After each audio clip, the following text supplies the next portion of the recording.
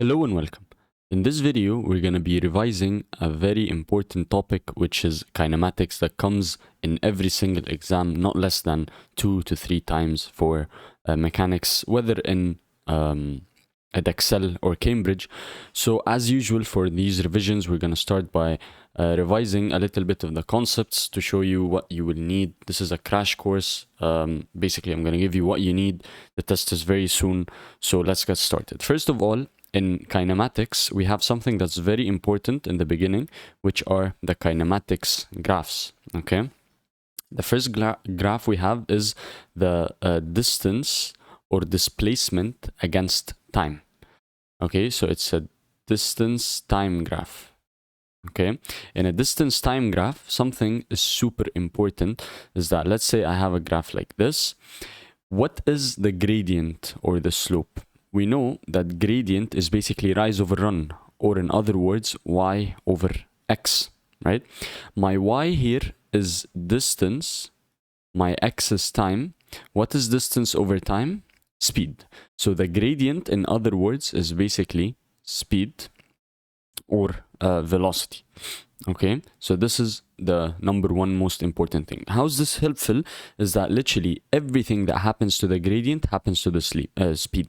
So for example, here I have a positive gradient, so my speed is my velocity or speed is positive, and I have a constant gradient, means that my speed is constant. Okay, unlike if I had a curve like this, I can see that my gradient is changing.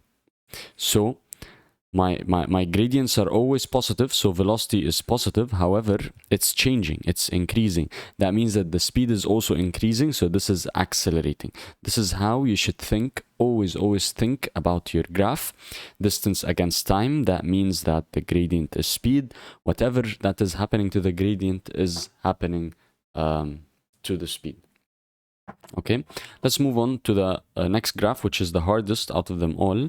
Not hardest, is the one that has more things to worry about. So we have a velocity time graph, a VT graph. Okay, in a VT graph, similarly, gradient is what? We agreed that gradient is y over x, so it's v over t. What is v over t? It's basically acceleration, right?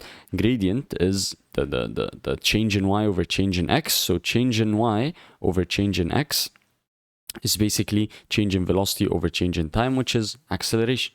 So over here, my gradient is acceleration. So if I have a straight line like this, I know that my acceleration is positive and a constant acceleration. Okay, one thing is also the area under the curve.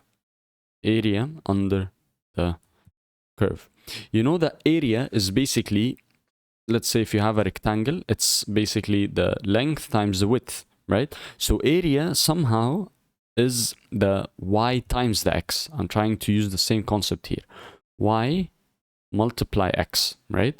My y is velocity, my x is time. What is velocity multiply time? It's basically displacement. So in other words, the area under the curve will give me the displacement. So if I want the displacement from this time, let's say 1 second, to 4 seconds, I will get this area under the graph, and this is going to be equivalent to the displacement.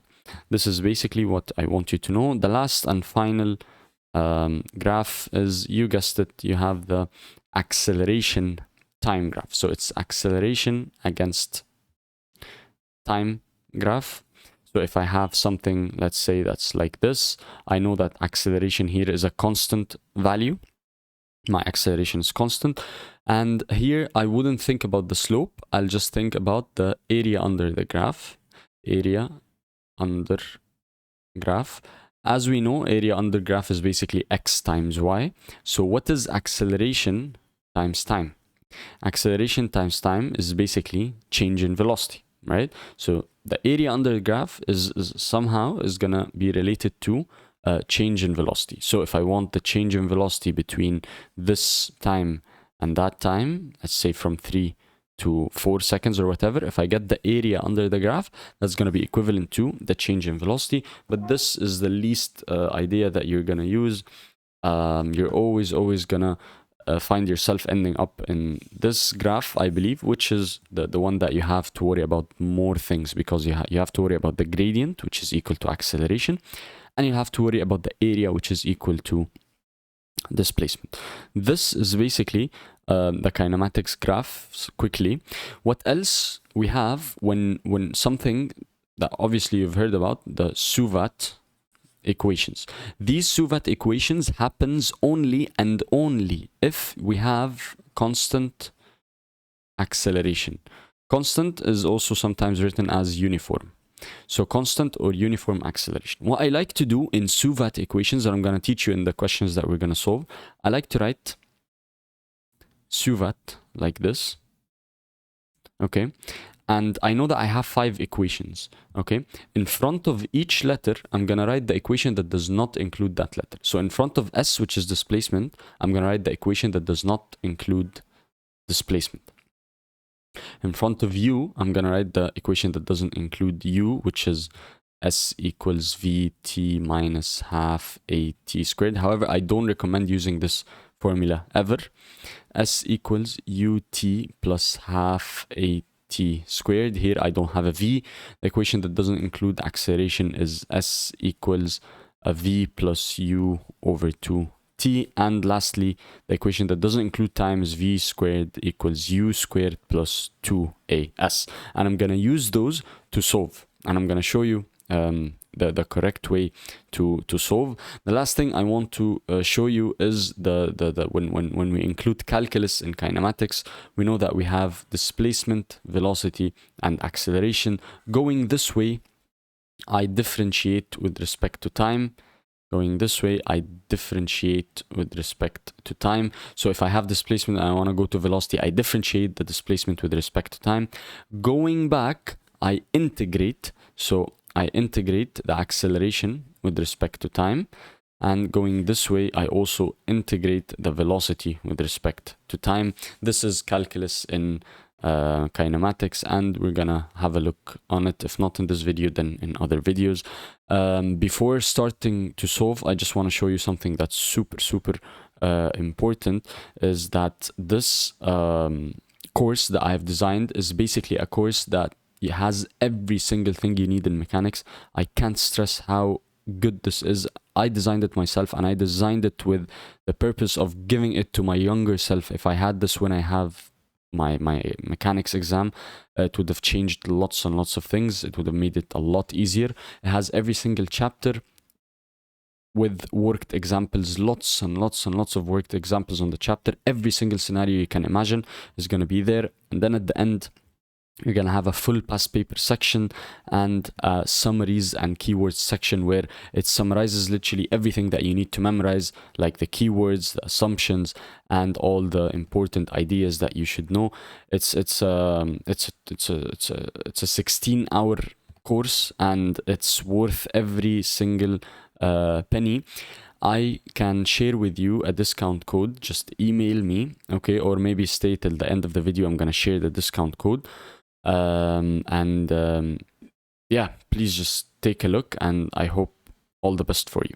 Okay, now let's try and answer some questions.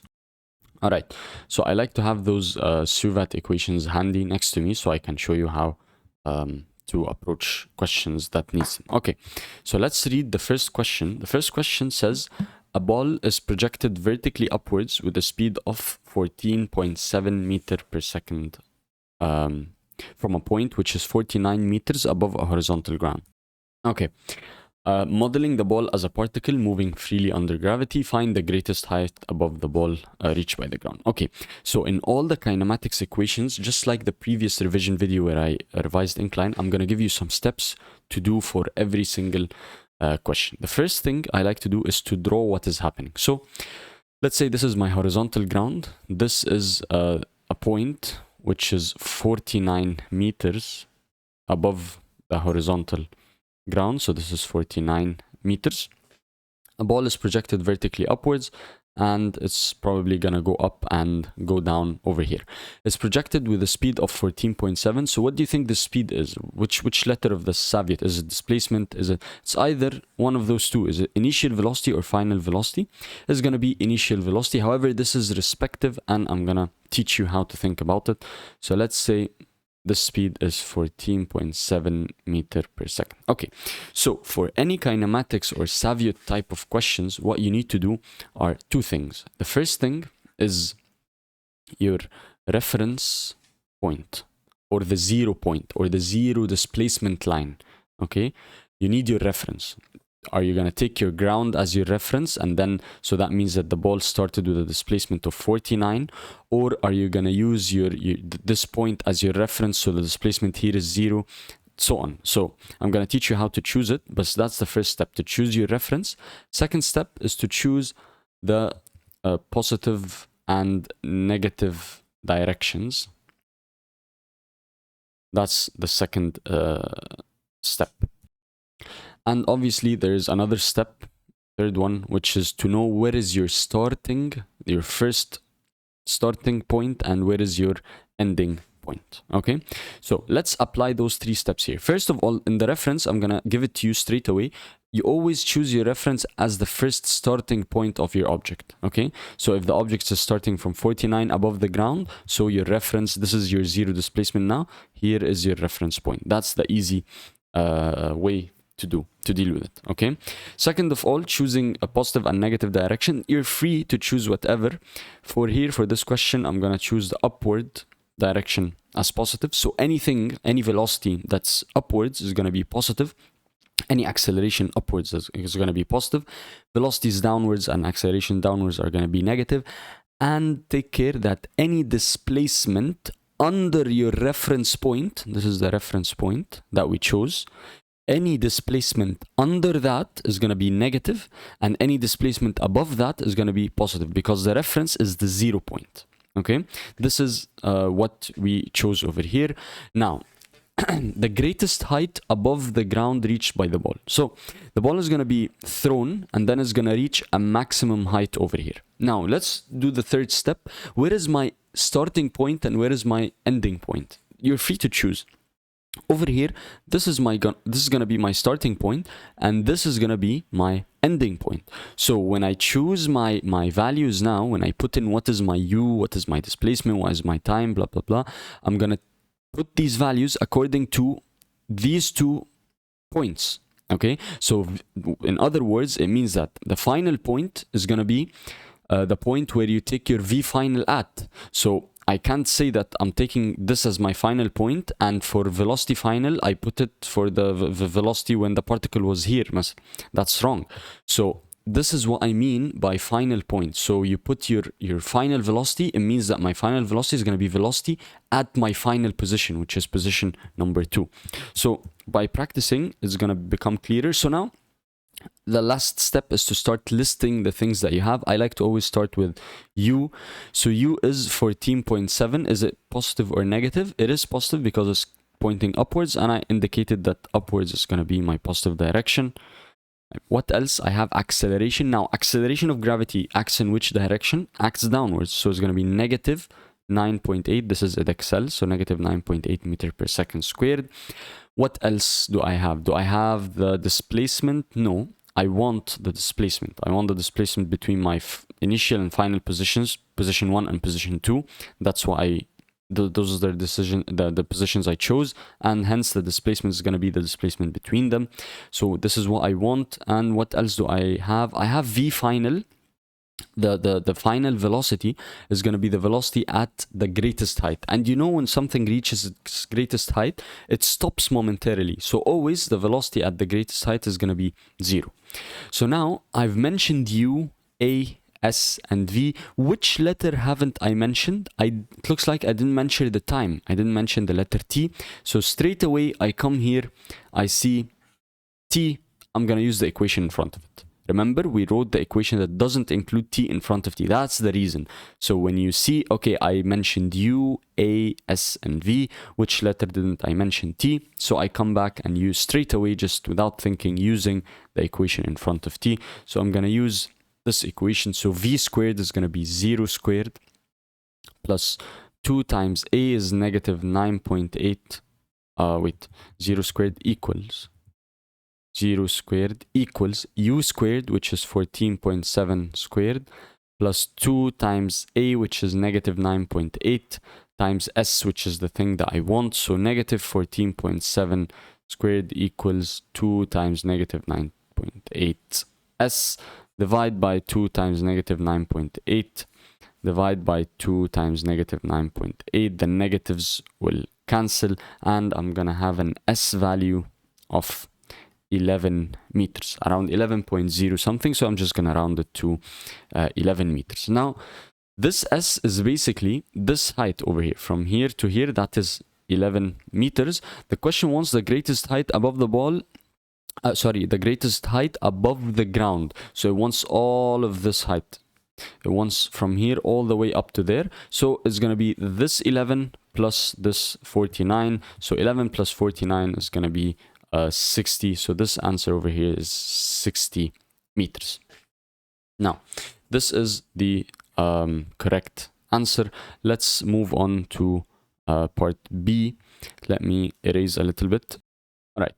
So part B says the speed of the ball, the speed with which the ball first hits the ground. Now, let's come back over here and let's see what is happening. So now, again, using the same 3 steps, my reference is going to be the same. I'm going to use this initial position of the ball as my reference.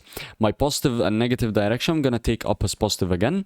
And where is my final position now? My initial position is the initial launching point. I'm going to choose it as that. Where is my final position? The question wants the velocity where the ball is hitting the ground. So here. So I need this to be my final position now. So this is position 2, this is position 1. Let's start listing again the things that we have. We have u equals 14.7 meter per second. A equals negative 9.8 meter per second squared. I have my displacement. How much is the displacement? Think about it. So the displacement is the final position minus the initial position. How much did it move? Okay, so I started here, I ended here. So what's my displacement? Is basically 49 meters downwards, and we said downwards is negative, down, so below my reference point is going to be negative. It's 49 meters below my reference point, so my displacement here is going to be negative 49 meters. And what does the question want? It wants v. So again, UASV looks like I didn't mention t, so I'm going to use the same equation. V squared equals u squared, which is 14.7 squared, plus 2 times a, which is negative 9.8, times s, which is negative 49. If I want v, I'm going to square root both sides, and this is going to give me a v value of square root of 14.7 squared plus 2 times negative 9.8 times negative 49. That's going to give me a speed, a velocity, a final velocity of 34.3 meter per second. And this is the correct answer.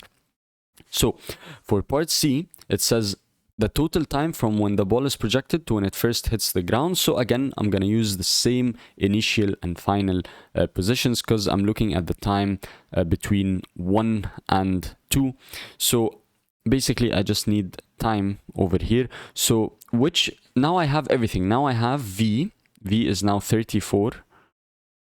V is now 34.3 meters per second downwards, right? So V is 34.3 meters per second downwards. So to find T, which equation should I use? I can use any equation.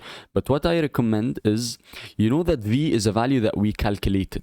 In the exam, you might have calculated something wrong.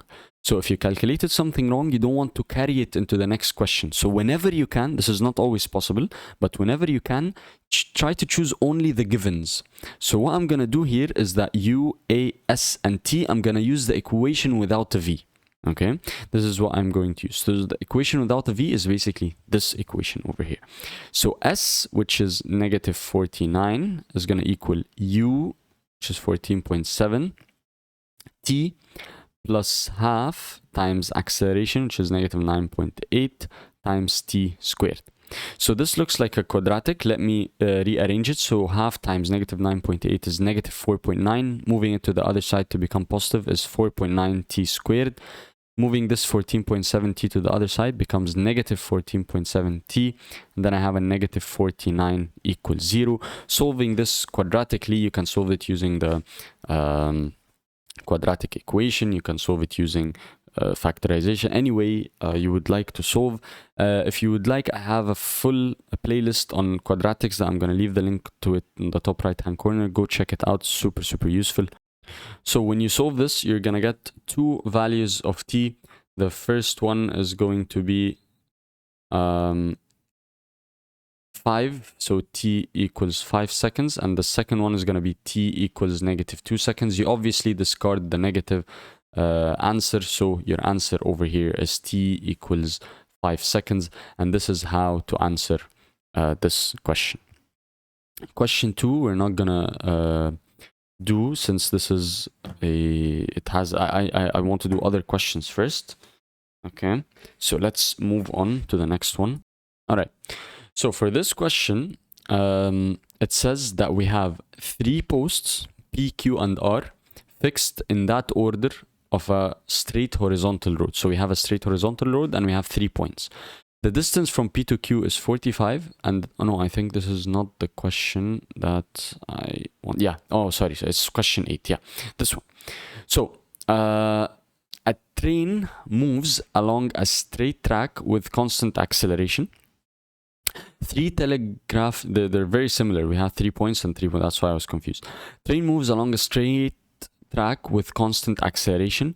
3 telegraph poles are set at equal intervals beside the track at points A, B and C. AB is 50, BC is 50. The front of the train passes A with a speed of 22.5 meters per second, and 2 seconds later it passes B. Find the acceleration of the train. So again, as usual, let's start by drawing what is happening. So we have the points A, B and C. This is 50 meters. This is also 50 meters. The train starts at A here and moves with an initial speed of 22.5 meters per second. And 2 seconds later, so it takes 2 seconds to move from A to B. So over here, if we want to use again our Suvat equations, because this is a constant acceleration, so we can use Suvat equations. Let's start listing the things that we have. So we have, let's pull this a little bit up. So we have u equals 22.5 meters per second. I'm going to take this direction as positive. I have my displacement, because this is my initial starting point, this is my final starting point, A to B. My displacement is going to be 50 meters. What else do I have? I have my time. It took 2 seconds to complete this journey, and I want what is the acceleration. So U, S, T, and A. It looks like I didn't mention V, so straight away I use this equation. So S equals UT plus half AT squared. So S, which is 50, equals U, which is 22.5, times T, which is 2, plus half times A times 2 squared. Over here, moving this to the other side is going to become 50 minus 22.5 times 2 is basically 45, equals half 4 times A. 2 squared is this and this, so this becomes 2. This is 5 divided by 2, so 5 over 2 is A. So A is equal to 2.5 meters per second squared. This is the answer for part A.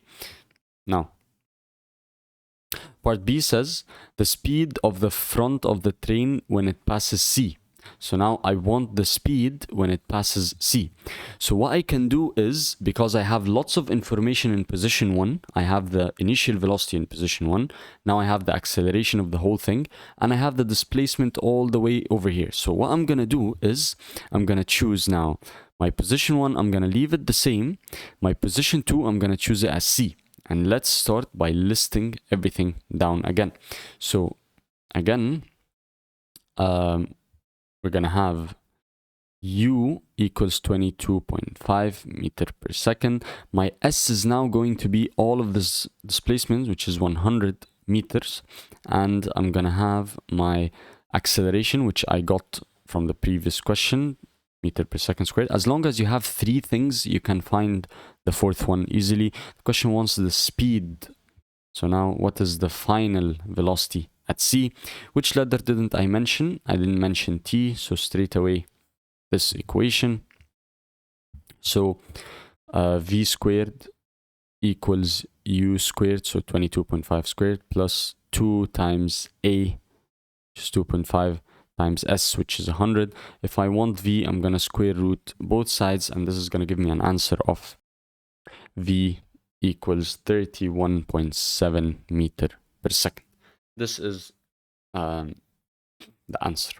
Now, for part C, it needs a little bit of thinking. It says, find the time that elapses from the instant the front of the train passes B to the instant it passes C. So basically, it wants the time from B to C. So you might tell me, okay, let's choose my initial starting point B and my final point C, and let's solve. I'll tell you, let's try that. I'll tell you what's the problem in doing that, okay? It's not a problem, but I'll tell you why there is an easier solution. So now, what is U? What is the initial speed? What is my speed at my starting position, which is 1?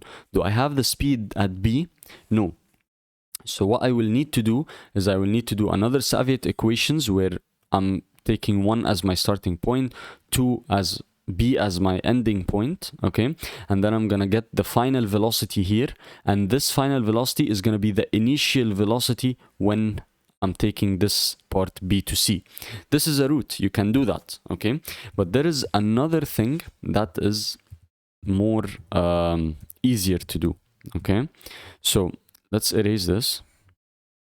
Let's say I have 1 as A, so I'm going to take my initial starting point A, and 2 as my final point. So again, I have U equals 22.5 meters per second, S equals 100,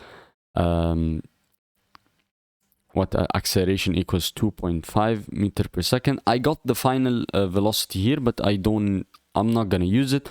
Let's find the total time it took from A to C. Yeah? The question doesn't want that. The question wants from B to C. However, I already know that from A to B, it took 2 seconds. So if I got the total time from A to C, I can subtract them from each other to get this time. And this is what I'm going to do. So now, to get this time over here, I mentioned U, S, A, T. I didn't mention V, so I'm going to use S equals UT plus half AT squared straight away. So S, which is 100, equals U times T plus half times A times T squared. So over here, let's, this seems like it's going to be a quadratic. So half times 2.5 is going to be 1.25 T squared plus 22.5 T minus 100 equal 0. And when you solve this, you're going to find two values, a negative value, which you're going to discard, and a positive value of T equals 3.69 seconds. So the time it took from A to reach C is 3.69 seconds. And I know that from the question, it told me that it took 2 seconds for the train to go from A to B. So if this is 2 seconds and this is 3.69, I can do 3.69 minus 2, which is going to give me my answer, which is 1.69 seconds. So this part BC over here is 1.69 seconds. So can you appreciate that the first 50 meters, it took longer for the train to cover compared with the last 50 meters? Why? Because we're accelerating, so speed is increasing. Our speed is increasing, we're moving faster, so we're covering more distances in lower time as we go. So this is basically how to solve this question over here. So let me erase and let's move on to the next question. All right, this next question is a Cambridge question. Let's read it and try to solve it. It says a particle A moving along a straight horizontal track with a constant speed. So the particle is moving with a constant speed. Its acceleration is 0. Passes a fixed point O. And then 4 seconds later, another particle B passes O, moving along a parallel track in the same direction as A. Particle B has a speed of 20 meters per second when it passes O, and has a constant deceleration of 2 meters per second squared. Deceleration means that it's accelerating in the opposite way that it's moving. Okay, so if it's moving to the right, its acceleration is to the left, so the speed is decreasing as we go. Okay? When it and has a constant, B comes to rest when it returns to O. What does that mean? It means that, let's say this is point O, B is moving initially with 20 meters per second, however the acceleration is 2 meters per second squared. So B is going to keep moving to the right, B is going to be here, however speed is going to decrease, right? Speed is going to keep on decreasing until the speed becomes 0 meters per second, yeah? And then after that, it's going to momentarily stop, and since the deceleration is to the left, the particle is going to start changing direction. So it's now going to move with the speed in this direction, okay, returning back to O again, okay? And the question tells us that it's going to come to rest when it returns to the point O again. So now let's try to find what does the question want. The question tells me, find an expression in terms of t for the displacement from O for each particle. What is t? T seconds after B passes O. Okay, so t seconds after B passes O. Let's think about A was moving. Okay, so A passed O and is moving, and then 4 seconds later B passed O. Okay, so A was moving for 4 seconds, okay, before B reached O, or B started to move. So let's think about where is A now. Let's say this is point O, okay? A is here. How much did A move in those 4 seconds? So A is now going to be somewhere here, right? And then this distance, this is what I want to know, and it took 4 seconds, right? A is moving with constant velocity, so the equation is very easy. V equals distance over time. So V, which is 8, is going to equal the distance covered in 4 seconds. So time is 4. So the distance is going to be 32 meters. So this distance is 32 meters. This is A. Okay, A is now here when B started moving at O with a speed of 20 meters per second. Okay. So if I want the expression for the displacement of A, t seconds after this scenario, so now A is going to continue moving this way, right? What's the displacement relative to O? The displacement of A is going to be the initial 32 meters plus the distance that is going to move due to its velocity. So plus V, which is 8 times time. So after 1 second, it's going to move 8 meters. So it's going to become total 40 meters away. So this is going to be another 8 meters. So it's going to be 40 meters away from O. That's the displacement. So this is the expression for displacement for particle A. Now, let's do the same for particle B. So SB. B is having a constant acceleration. So let's use Suvat. Let's list what do we have. Let's say that we're going to take the right as positive. So U is 20 meters per second. I have my acceleration. I know it's in the opposite direction. It's going to be negative 2 meters per second squared because it's to the left. I want to know what is my displacement and in terms of time as well. So the only letter I didn't mention is V. So I'm going to use S equals UT plus half AT squared. So SB is going to equal U, which is 20, times time, plus half times A, which is negative 2, times T squared. So this and this will cancel. This becomes a minus 1. So it's going to equal 20T minus T squared. This is going to be the expression for the displacement of B. Now, Let's move to part B of the question. It says find the values of t when the particles are the same distance from O. So basically, same distance from O, same displacement from O, where displacement of A is equal to the displacement of B. So this occurs when displacement of A equals displacement of B, right? So let's equate them together. So displacement of A is 32 plus 8t equals the displacement of B, which is 20t minus t squared. So seems like we're going to have a quadratic equation. I'm going to move everything to one side. I'm going to have a t squared plus 8t minus 20t plus 32 equals 0.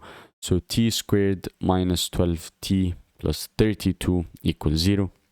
If you solve this quadratically using the quadratic formula, I'm not going to waste time doing that now. That could be in another video. You're going to have two values of t equals 8 seconds and t equals 4 seconds. These are the times when the displacements are going to be the same. Now, on C, it says on the given axis, sketch the displacement time graph for both particles for values from t equals 0 to t equals 20. So over here, basically, I already have the equations of the lines, right? I already have the equations of the two lines. Let's start by sketching the easier one, which is displacement of A. It's a linear function, okay? So it's just going to be a straight line. I know, let's see what's the distance or the displacement at t equals 20. So SA equals 32 plus 8 times 20. How much is that? We're gonna have an answer of, I think, 192, is it? Yeah, 192 meters. So 192 meters. So this is 1 point, 20 and 192. So 192 is around here, and this is 20. So we have a point over here. And I know that when t equals 0, we started with a displacement of 32. So we have another point which is 0 and 32 around here. If I connect these 2 points, I basically drew the displacement time graph for A.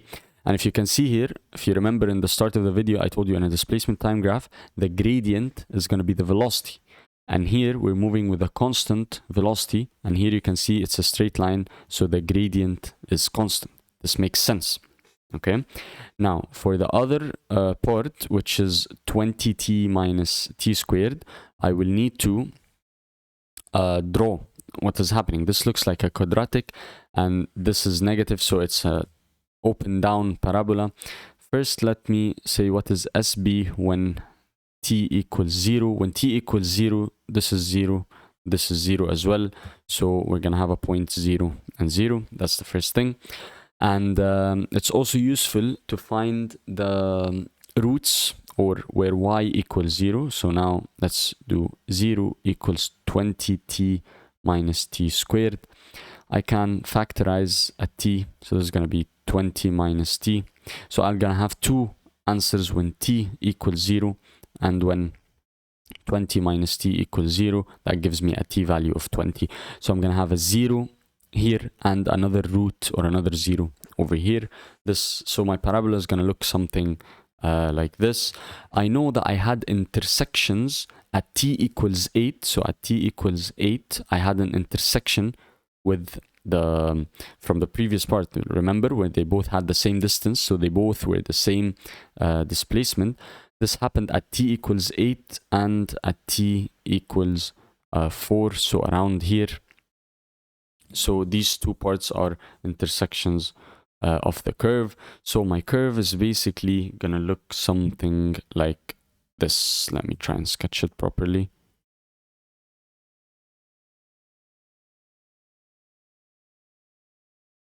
Yeah, so it's gonna look something like this. This is the displacement time graph for both particles. This is more of like functions, okay, rather than kinematics, but it's useful to learn about functions, which I also have a playlist on how to sketch functions, because this is gonna help you a lot in kinematics. I'm gonna leave a link to it in the top right hand corner.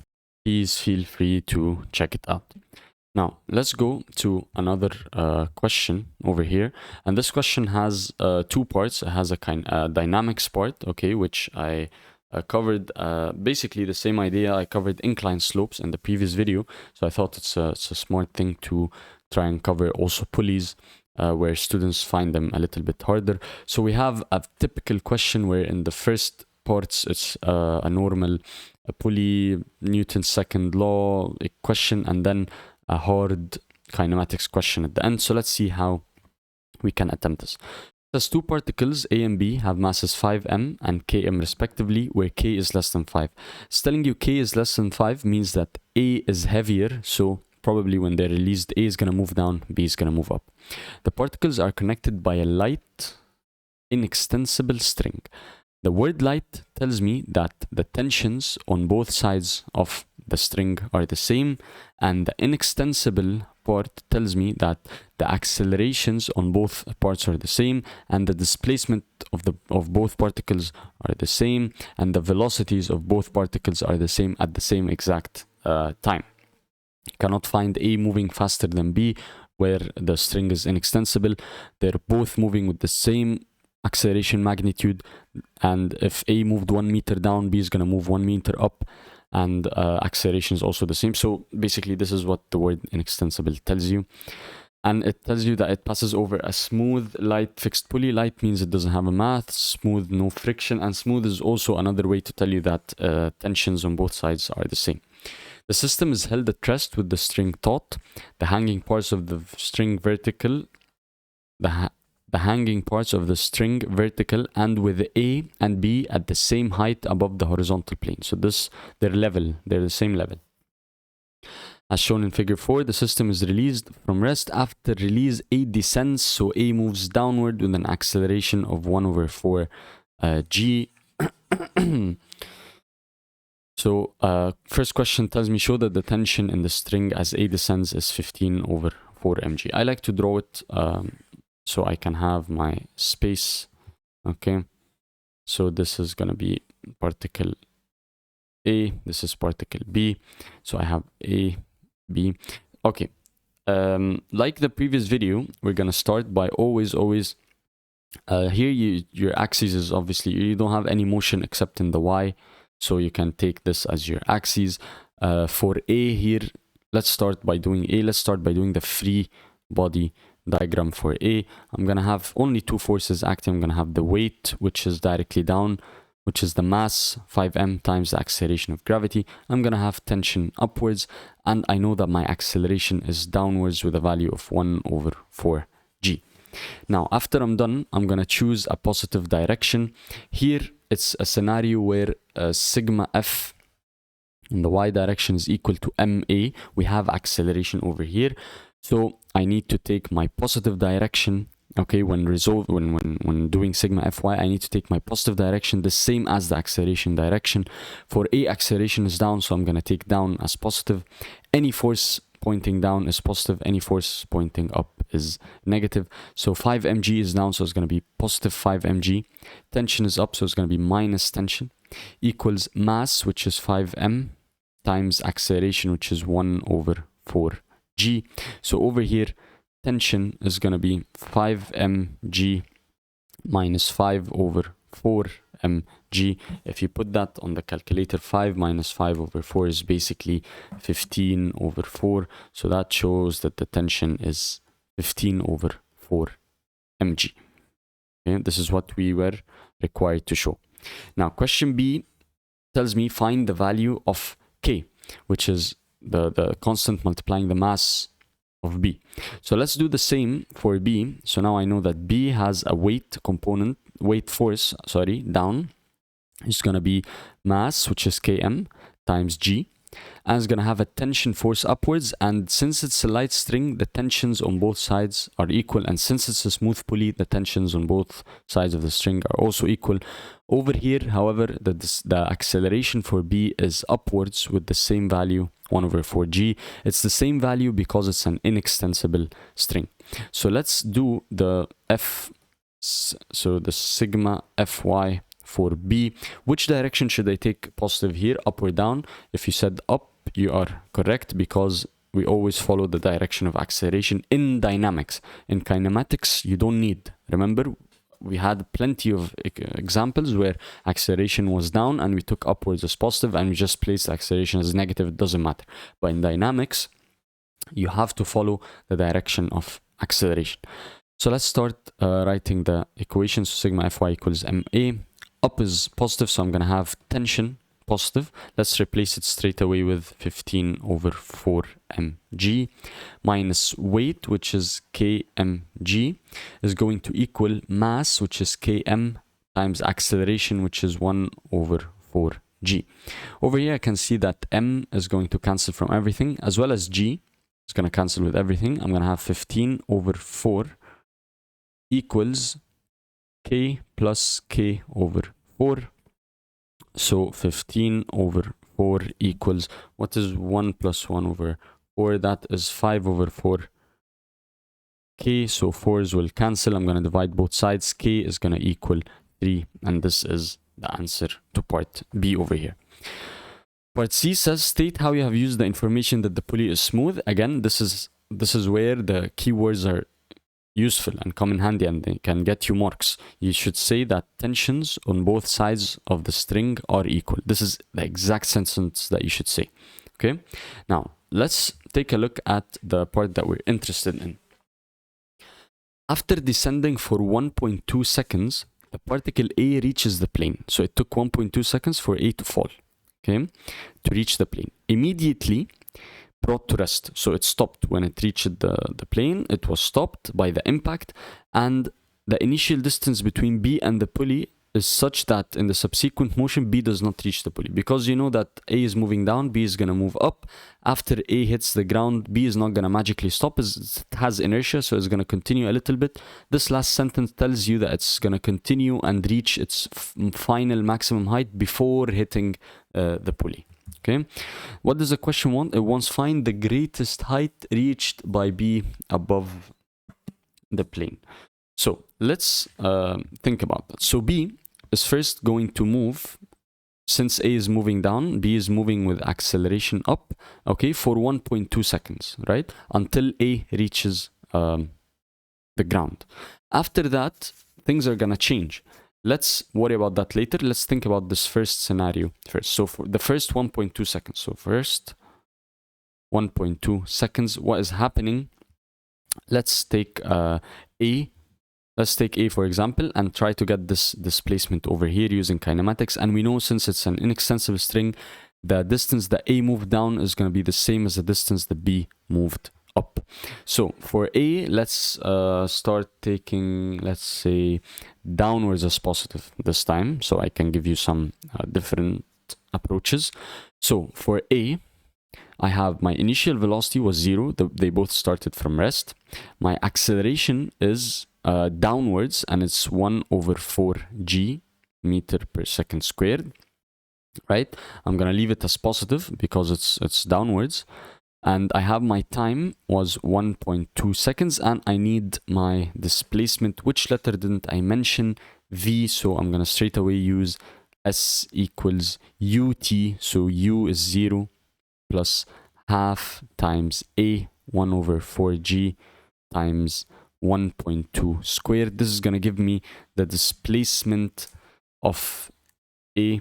So basically the distance it moved going down. This is Edexcel, so I'm going to use G as 9.8, and this is going to be 1.764 meters. So this distance is 1.764, and B is also going to move 1.764 meters upwards. So now B is here. Now, after A hits the ground, what's going to happen to B? Let's think about it. So after 1.2 seconds, what happens? B is now moving. When A hits the ground, the string is not going to be taut anymore, right? The string, the string is going to collapse, or like it's going to be something like this, right? So there will be no tension in the string anymore. So the only force that is going to be acting on B is the weight force, right?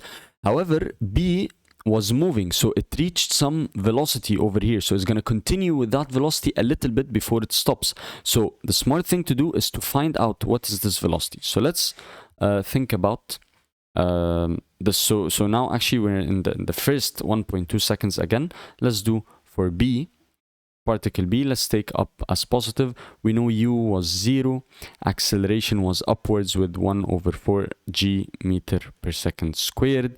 I know that time equals 1.2 seconds, and I'm interested in the final velocity of V. And by the way, if you found the final velocity of A is going to be the same, since we said it's an inextensible string, the displacement is going to be the same, acceleration is the same, velocities are the same. So anyways, over here, U, A, T, V, I didn't mention S, so V equals U plus A, T. V equals 0 plus A, which is 1/4 G, times T, which is 1.2. So this is going to give 1.2 times 1.2. This is going to be 2.94. So V is 2.94 meter per second. So now at this instant, after 1.2 seconds, okay, V is moving up with 2.94 meter per second. And the only force that's acting on it is its weight force, which is kmg, which we calculated ks3, so 3 mg. Now, what do you think is going to happen here? B is moving upwards, however, the resultant force is downwards. And we know whenever we have a resultant force, we're going to have acceleration in the same direction as the resultant force.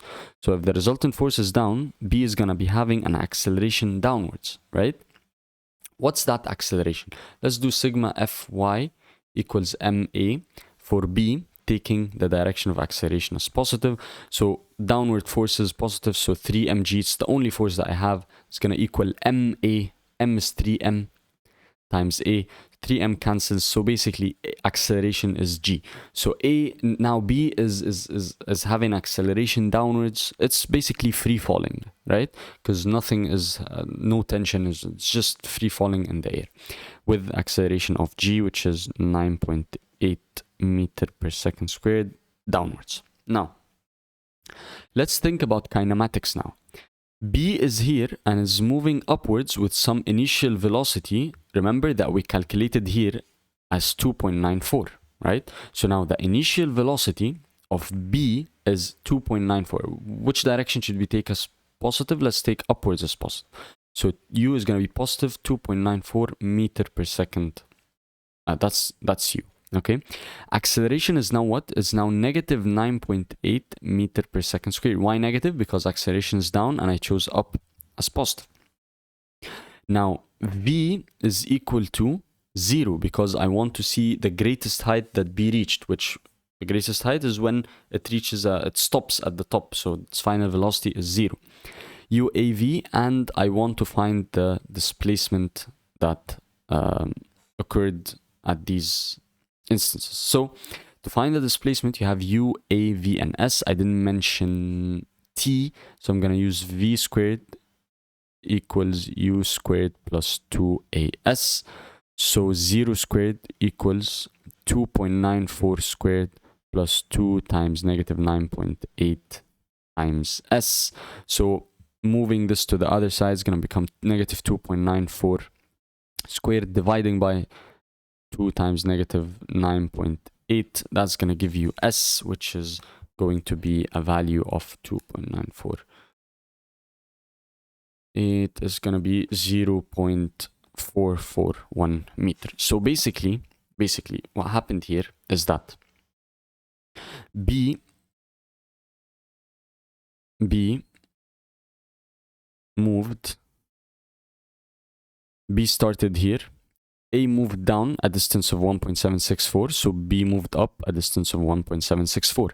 Now at this instant, the tension broke. So now at this instant, B is continuing up, however, it's free falling, so its acceleration is downwards. So it continued a little bit due to its inertia and reached a final distance, and the displacement over here was 0.441 meter. So what is the total distance from the ground, from here till the upward height? Okay, so it's going to be this distance, which is 1.764, plus this distance, which is another 1.764, plus this distance, which is 0.441. So to find the final answer, you're gonna have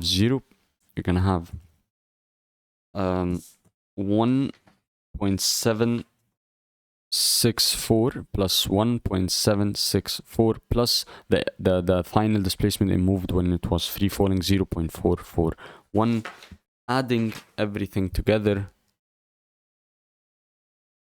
is going to give you an answer of around 3.969, or basically around 4 meters. So this is going to be the answer to the greatest height reached by B above the plane. So kinematics, they can come in every question. This is a very, very important topic. Please, if you have another topic that you would like me to do before the test to revise it as a whole, or even if you want more questions on kinematics, please comment down below. I read all the comments and I try to answer all of them. And yeah, thank you so much for watching. If you made it to the end of the video, please don't forget to like and subscribe. It helps a lot. Go press that subscribe button and like it now. Leave a comment, leave something. And yeah, thank you so much for watching. Have a nice day.